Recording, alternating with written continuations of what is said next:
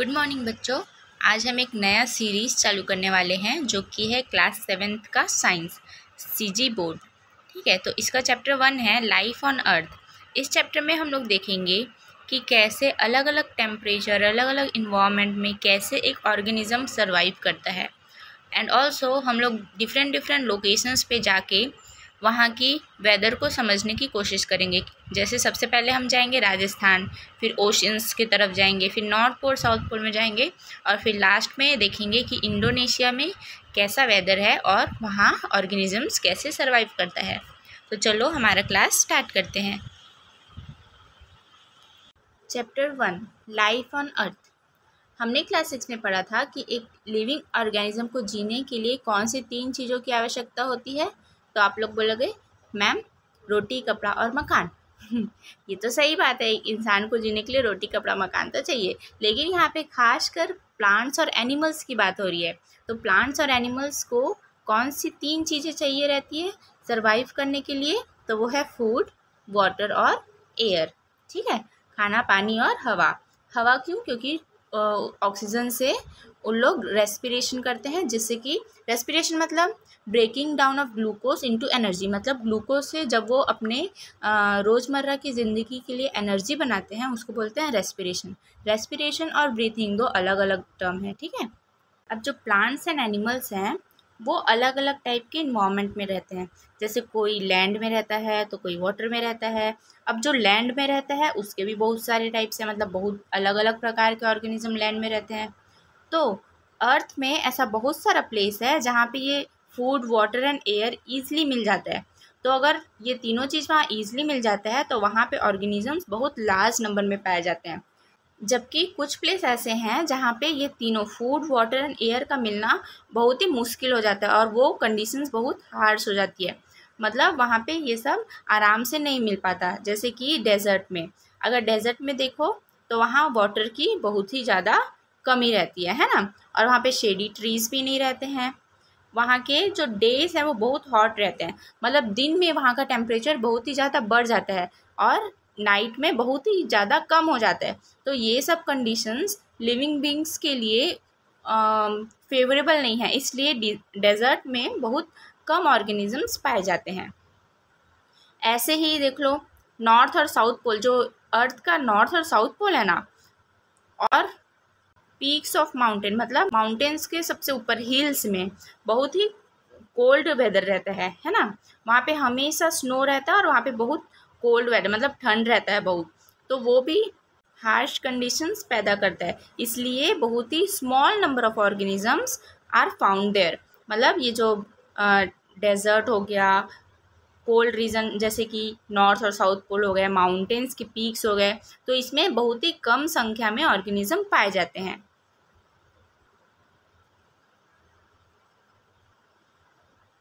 अब देखो हमारे छत्तीसगढ़ के बारे में थोड़ा सा जानते हैं कि हम अपने छत्तीसगढ़ का जियोग्राफिकल कंडीशंस तो जानते हैं। सम पार्ट्स में प्लेन्स है, अदर्स में माउंटेन्स है और लेक्स है। देखो ये है छत्तीसगढ़ का मैप, है ना। तो यहाँ पे आराम से देखा जा सकता है कि जो ब्राउन कलर का हिस्सा है ये सब माउंटेन्स को रिप्रेजेंट कर रहा है। मतलब लैंड बहुत ही ऊंचाई पे है। और कहीं कहीं पे जैसे कि ये वाला प्लेन्स है, ये महानदी प्लेन कहलाता है। मतलब इसमें फर्टाइल लैंड है, ये यहाँ पे ही सबसे ज़्यादा राइस प्रोडक्शन होता है। और ये जैसे बस्तर का रीजन हो गया, ये पठार वाला रीजन है। पठार वाला मतलब माउंटेन से तो छोटा पर प्लेन से थोड़ा ऊपर।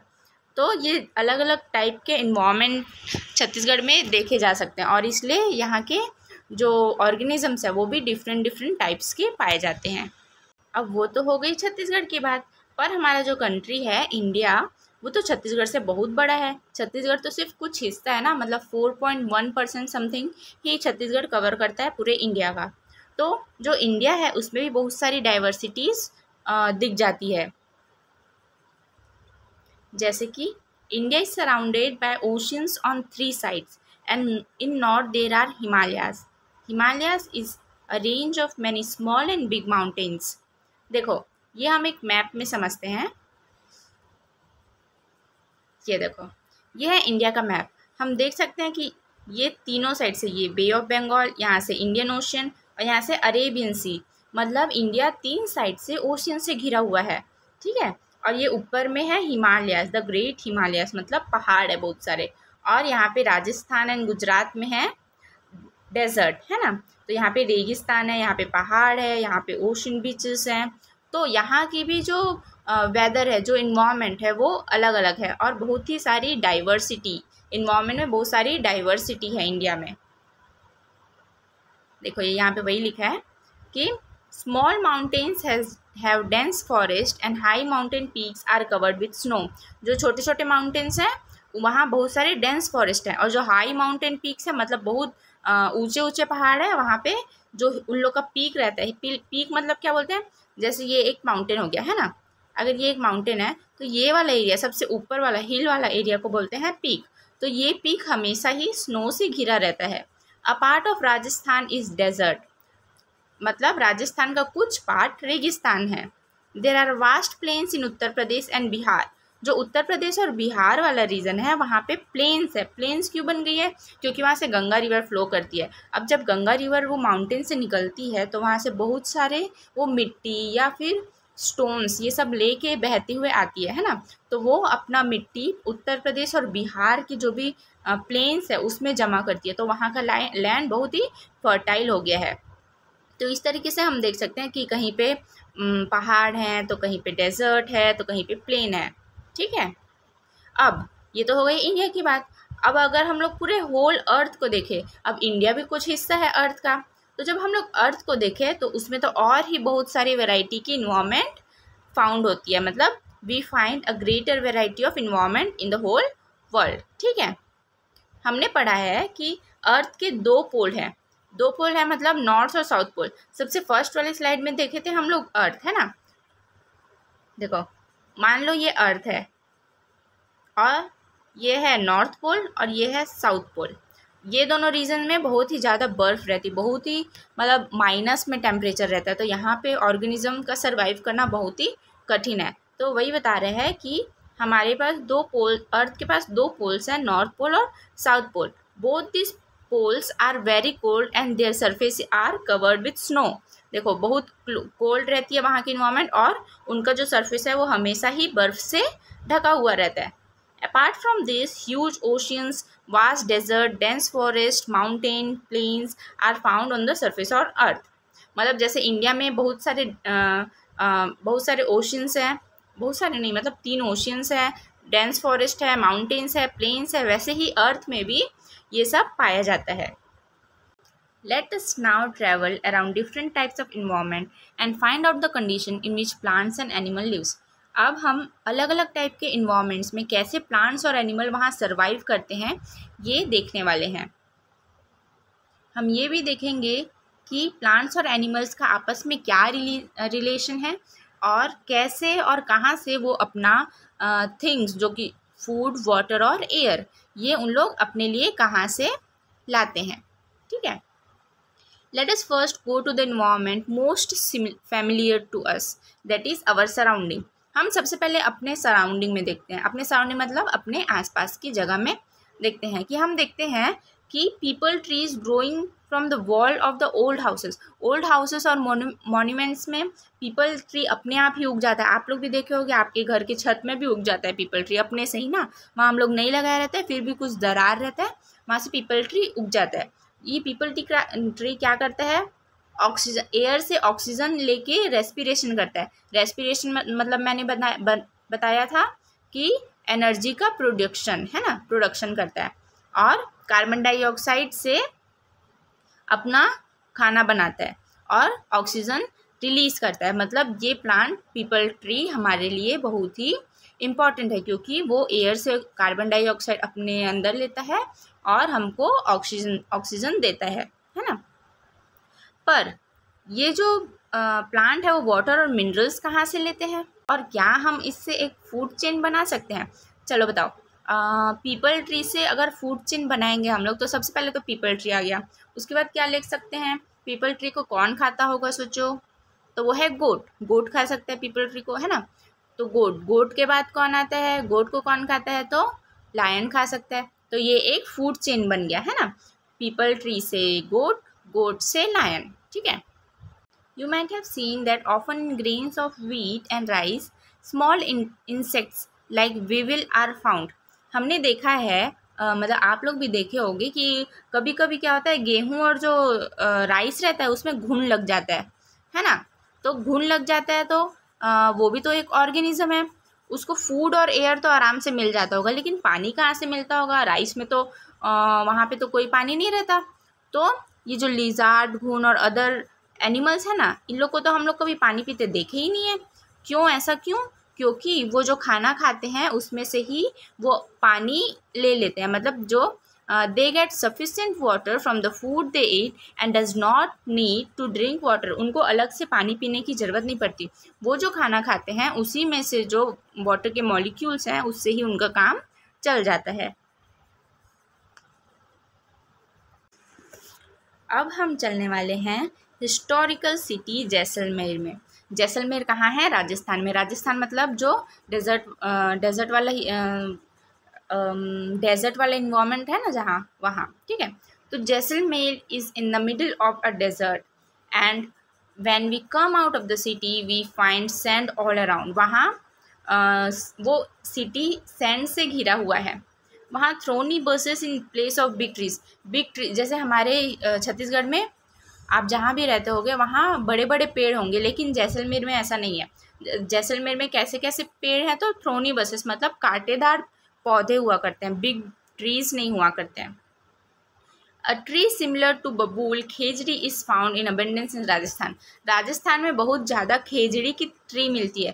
खेजड़ी ट्री एक बबूल के जैसा, बबूल पेड़ देखे होगे ना आप लोग, वैसा ही एक ट्री होता है, और खेजड़ी वहाँ की राजस्थान की स्टेट ट्री भी है, ठीक है। और खेजड़ी के साथ साथ कैक्टस भी मिलता है वहाँ, और राजस्थानी ग्रास, उस एरिया में राजस्थानी ग्रास भी बहुत सारे देखे जा सकते हैं। These plants are the first link of food chains.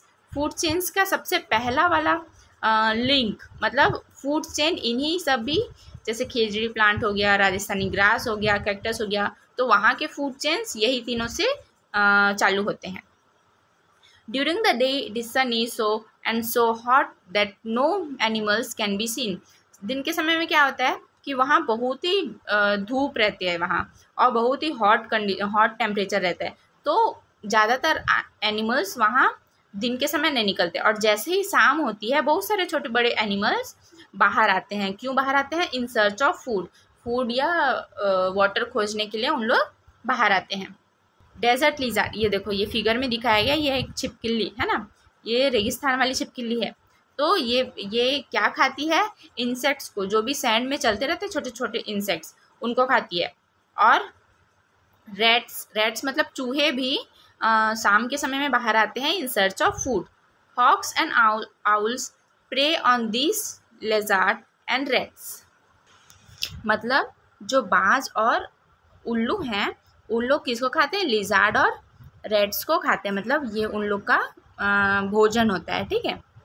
Foxes live in the dessert also Hunt this rates and birds. जो फॉक्सेस होते हैं वो भी रेट्स और बर्ड्स को का शिकार करते हैं। Many organisms are found even in dry environment like a dessert.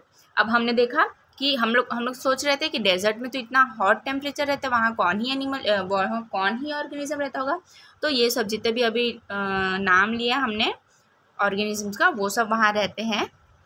और these organisms are also linked with each other in many ways forming multiple chains। जैसे कि हमने देखा कि जो बाज रहता है वो किसको खाता है? लिजार्ड और रेट्स को खाता है ना। फॉक्स भी किसको खाता है? बर्ड्स और रेट्स को खाता है। मतलब ये सब एनिमल्स आपस में लिंक्ड रहते हैं, जिससे कि इन लोग एक फूड चेन का निर्माण करते हैं। अब हम लोग देखते हैं नेक्स्ट। अब हम लोग ओशियंस की बात करेंगे। ओशियंस में बहुत सारा पानी है, और इतना पानी है कि वो कभी सूख नहीं सकता, है ना। अर्थ के सरफेस का लगभग 3/4 हिस्सा पानी से घिरा हुआ है, सी वाटर से घिरा हुआ है। और जो भी बच गया, जैसे कि 1/4 हिस्सा बच गया ना, वो ही बस लैंड है, ठीक है। इससे हम अंदाज़ा लगा सकते हैं कि how much water is there in the oceans. Oceans में कितना सारा पानी होगा कि वो 4 हिस्से में का 3 हिस्सा तो पूरा पानी ही है, सिर्फ 1 हिस्सा ही लैंड है अर्थ का। Many types of algae, small, big and big plants keep floating on the surface of ocean. हम देख सकते हैं कि ओशियंस में बहुत सारे एल्गे, छोटे बड़े प्लांट्स ऐसे तैरते रहते हैं, है ना। वो अपना फूड कार्बन डाइऑक्साइड से बनाते हैं। वाटर में जो कार्बन डाइऑक्साइड घुला रहता है ना, उससे अपना फूड बनाते हैं। They get water and minerals from the ocean, ocean से ही उनको वाटर और मिनरल्स आसानी से मिल जाते हैं। They respire by taking oxygen from the air dissolve in water, water में जो ऑक्सीजन डिजॉल्व रहता है उसका यूज़ करके वो जो एल्गी प्लांट्स ये सब रहते हैं वो अपना एनर्जी बनाते हैं, मतलब वो रेस्पिरेशन परफॉर्म करते हैं। ये प्लांट्स बहुत सारे नंबर में, they are found in large number, मतलब बहुत सारे नंबर्स में मिल जाते हैं। And are the first link of a long food chain, ये ही फर्स्ट पार्टिसिपेंट्स होते हैं फूड चेन के। ठीक है, जैसे हम लोग राजस्थान वाले में देखे कि खेजड़ी ट्री फर्स्ट पार्टिसिपेंट था ना, वैसे ही यहाँ कौन है, एल्गी और बहुत सारे प्लांट जो कि सरफेस में फ्लोट करते रहते हैं, वो है first link for the long food chain. Even big animals living in oceans are dependent on this plant, जो बड़े बड़े एनिमल्स हैं जैसे कि शार्क, ये सब भी इन एल्गीज और एल्गीज और ये प्लांट्स में डिपेंडेंट रहते हैं अपने खाने के लिए। Small animals swimming in water eat this plants, छोटे छोटे एनिमल्स ये एल्गी वाले प्लांट्स को खा लेते हैं। फिर this small animals are eaten by bigger animals, तो जो एनिमल एल्गी वाला जो प्लांट खाया था उससे भी बड़े बड़े एनिमल्स उन एनिमल को खा लेते हैं, और फिश लोग भी एनिमल को खा लेते हैं। फिर स्मॉल एनिमल्स को बिगर फिश खा लेती है, फिर बिगर फिश को और इवन बिगर फिश खाती है। मतलब इससे एक फूड चेन का निर्माण हो जाता है जिसमें हर एक पार्टिसिपेंट दूसरे पार्टिसिपेंट से लिंक्ड है। मतलब जैसे कि ये स्मॉल प्लांट्स को एक एनिमल खाता है, फिर वो स्मॉल एनिमल को बड़ा एनिमल खाता है, फिर इस बड़े एनिमल को और बड़ा बड़ा एनिमल खा लेता है, तो इससे एक फूड चेन बन जाता है। ठीक है, many big small fishes, mammals and birds are found in the oceanic environment. Oceanic environment मतलब ओशन के अंदर जो इन्वायरमेंट है, या ओशन के ऊपर भी बहुत सारे बर्ड्स फ्लाई करते हैं ना, तो यहाँ बहुत सारे फिशेस, मैमल्स, बर्ड्स मिल जाते हैं हमें। छोटे छोटे ऑर्गेनिजम्स को बड़े ऑर्गेनिजम्स खा जाते हैं, जिससे एक बहुत ही बड़ा फूड चेन का निर्माण हो जाता है। Not only the animals in the sea, but other animals living on the shores of ocean are also dependent on these chains. सिर्फ ओशन के अंदर ही रहने वाले नहीं, ओशंस के शोर्स में मतलब जो बीचेस होते हैं ना, वहाँ के भी एनिमल्स इसी फूड चेन पे डिपेंडेंट होते हैं। अब हम ओशन से तो घूम के आ गए, अब हम चलेंगे नॉर्थ पोल में। नॉर्थ पोल को और क्या बोलते हैं, तो आर्कटिक रीजन बोलते हैं।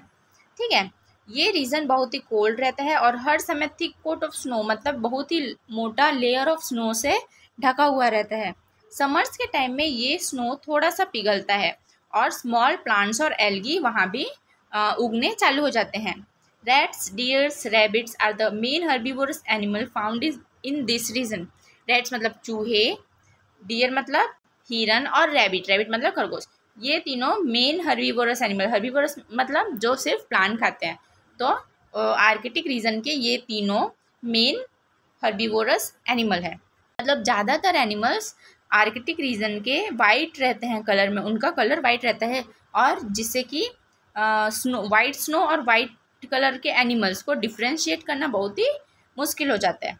The common carnivorous animal of this region are bear, wolf, fox and owl.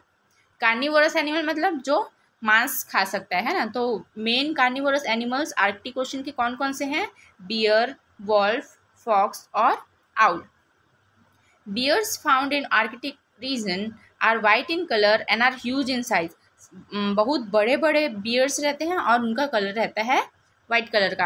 हम लोग पिछले साइड में जो पोलर बियर देखे ना, वो आर्कटिक रीजन का ही ऑर्गेनिज्म है। They are called polar bear. ये देखो, उसको हम लोग क्या बोलते हैं, वो बियर्स जो बड़े बड़े रहते हैं और वाइट कलर के रहते हैं, उसको क्या बोलते हैं, तो पोलर बियर्स बोलते हैं। पोलर बियर लोग किसको खाते हैं, सील खाते हैं। ये देखो, ये सील, ये एक कुत्ते के जैसा दिखता है, डॉग के जैसा दिखता है, और ये सील क्या खाता है, तो फिश खाता है।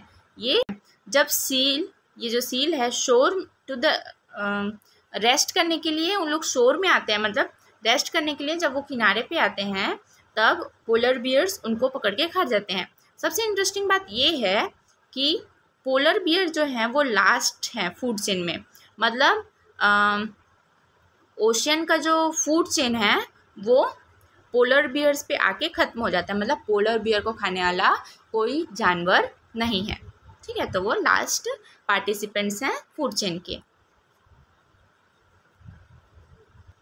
ये देखो यहाँ पे फूड चेन बना के दिखाया गया है।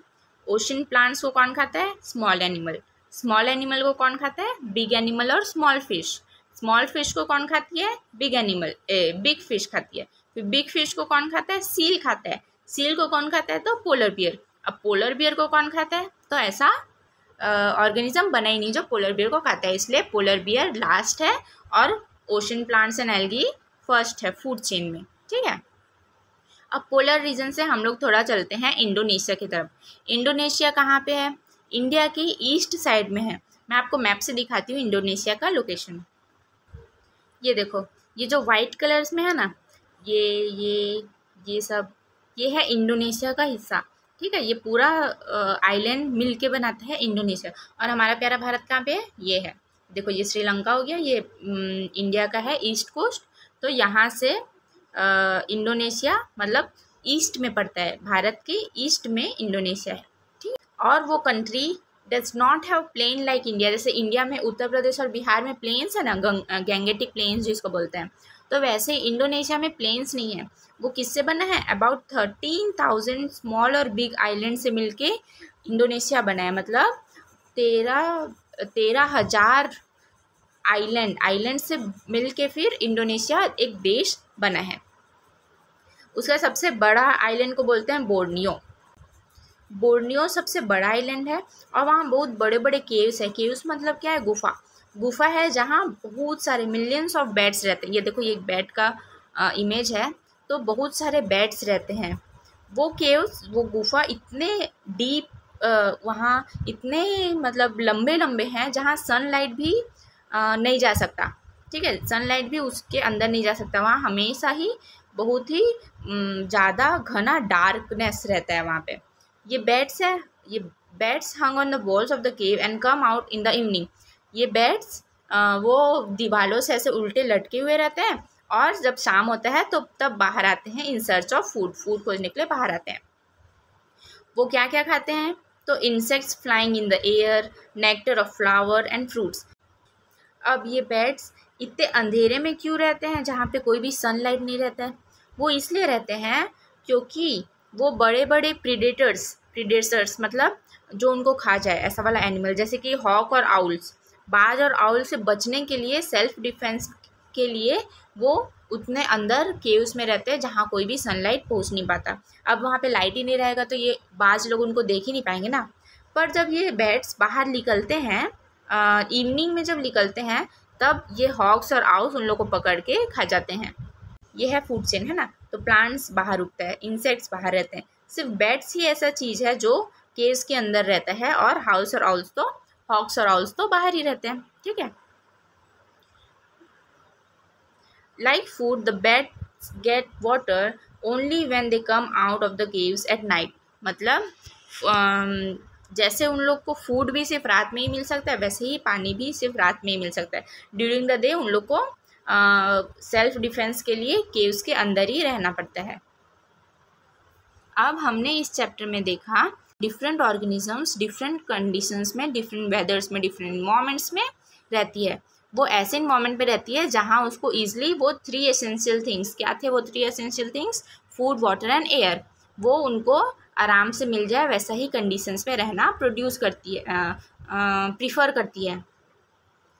अब the place where this and living beings live and reproduce is called their habitat. ऐसा प्लेस जहाँ ये लिविंग बींग्स रहती है और रिप्रोड्यूस करती है, वहाँ उस जगह को बोलते हैं उनका हैबिटेट। उन ऑर्गेनिज्म का जो बॉडी स्ट्रक्चर रहता है वो भी उस हैबिटेट के हिसाब से ढल जाता है, जिससे कि उनको बिना किसी डिफ़िकल्टी से उन हैबिटेट में रहना आ जाए। मतलब वो जिस हैबिटेट में रहेंगे उस हिसाब से अपने बॉडी को मॉडिफाई कर लेते हैं। दिस इज़ कॉल्ड एडेप्शन, और इसी प्रोसेस को बोलते हैं एडेप्शन। एडेप्शन मतलब modifying our body according to the habitat. ठीक है, for example organism living in a desert can survive on very little water।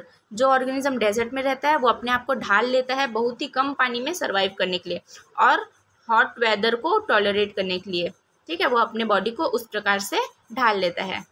वैसे ही animals living in the arctic region have lots of hair on their body and can tolerate very cold weather.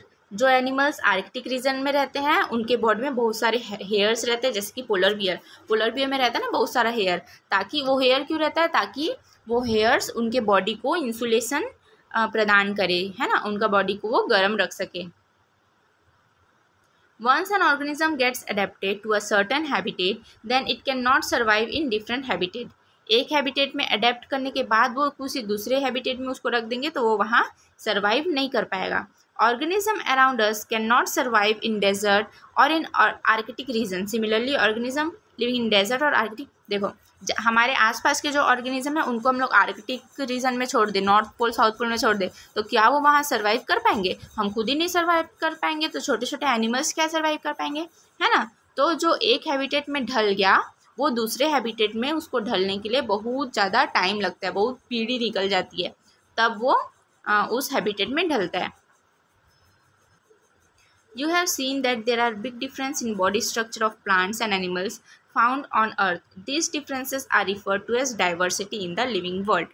देखो हम बहुत सारे plants और animals देखे हैं जिसका बॉडी स्ट्रक्चर अलग अलग रहता है। जैसे यहाँ का जो प्लांट है, छत्तीसगढ़ का जो प्लांट्स है वो बड़े बड़े रहते हैं, ट्रीज़, है ना। वहीं राजस्थान के प्लांट्स छोटे छोटे रहते हैं और वो कांटेदार रहते हैं। तो इन्हीं सब डिफरेंसेस को क्या बोलते हैं? डाइवर्सिटी बोलते हैं। लिविंग वर्ल्ड का यही डाइवर्सिटी है। हमने देखा इस चैप्टर में कि इन्वायरमेंट में बहुत सारे लिविंग और नॉन लिविंग कंपोनेंट्स रहते हैं और ये आपस में एक गुड कोऑर्डिनेशन भी बिठाते हैं, जिसके वजह से हम ईजिली विदाउट एनी डिफ़िकल्टी अर्थ में रह सकते हैं, इसी बैलेंस की वजह से। और अगर ये बैलेंस बिगड़ा, है ना, डिस्टर्ब हुआ, तो environment will get polluted. Environment को बहुत ही ज़्यादा हानि पहुँचेगी, है ना, और इससे हमें भी डिफ़िकल्टी फेस करना पड़ेगा। तो हमारा ये कर्तव्य है, हमारा ये ड्यूटी है कि हम रिस्पॉन्सिबिलिटी ले अपने इन्वायरमेंट को सेव करने का। वाइल्ड एनिमल्स, फॉरेस्ट, ये सब को सेव करने का रिस्पॉन्सिबिलिटी हमें लेना पड़ेगा, ताकि ये जो कोऑर्डिनेशन है जो उन्होंने बनाया है उसका फंक्शनिंग अच्छे से हो और हम एक अच्छा ही पीसफुल और विदाउट डिस्टर्बेंस अपना लाइफ इस अर्थ पे बिता सकें। यहाँ पे लास्ट में एक नोट दिया गया है आप लोग के लिए, good habits of sanitation at public places. मतलब पब्लिक प्लेसेस को हमेशा क्लीन रखना चाहिए। A large amount of waste and discarded materials are generated at crowded. बहुत ही भीड़ भाड़ वाले, जैसे कि रेलवे स्टेशन हो गया, बस डिपोट हो गया, यहाँ पे क्या होता है, बहुत सारा वेस्ट जनरेट होता है ना। और इन वेस्ट को अगर अलग अच्छे से डिस्पोज नहीं किया जाए तो एपिडेमिक्स में ब्रेक इन, मतलब बहुत सारी एपिडेमिक्स आ सकती है। एपिडेमिक्स मतलब हो सकता है कोई बड़ा डिजीज़ फैल जाए। तो हमें क्लीननेस के और सैनिटेशन के ऊपर बहुत ही ज़्यादा ध्यान देना चाहिए। Hence we should strictly enforce the standard of cleanliness. जो भी गवर्नमेंट गाइडलाइंस जारी करती है क्लीननेस को लेके, उसको हमें स्ट्रिक्टली फॉलो करना चाहिए। हमें जो कचरा रहता है ना, जैसे हम लोग चिप्स खा लिए तो वो रैपर को ऐसे ही फेंक दिया, तो ये नहीं करना चाहिए। हमेशा डस्टबिन में ही डालना चाहिए। अगर वहाँ आसपास डस्टबिन नहीं दिखता है तो वो अपने पास रख लो और जब डस्टबिन जहाँ पे भी अवेलेबल हो वहाँ पे फिर उसको डाल दो, ऐसा करना चाहिए, है ना। Toilet should be adequately flushed after use. Proper cleanliness should be maintain around the area surrounding the tap and water bodies. Water bodies के अराउंड जो भी एरिया रहता है वो हमेशा क्लीन रहना चाहिए, क्योंकि क्या होता है, अगर वहाँ पे हम लोग गंदगी फैला दिए ना तो वो उसका जो गंदा पानी है वो नीचे रिस के नीचे चले जाएगा और वो वाटर बॉडीज़ को पोल्यूट कर देगा। इसलिए हमें हमेशा ही पब्लिक प्लेसेस पे सैनिटेशन का प्रॉपर ध्यान रखना चाहिए और क्लीननेस को अपना हैबिट बनाना चाहिए। तो बस इसी के साथ आपका चैप्टर ख़त्म होता है। मिलते हैं हम आपसे नेक्स्ट चैप्टर में। तब तक के लिए बाय बाय, जय हिंद एंड टेक केयर।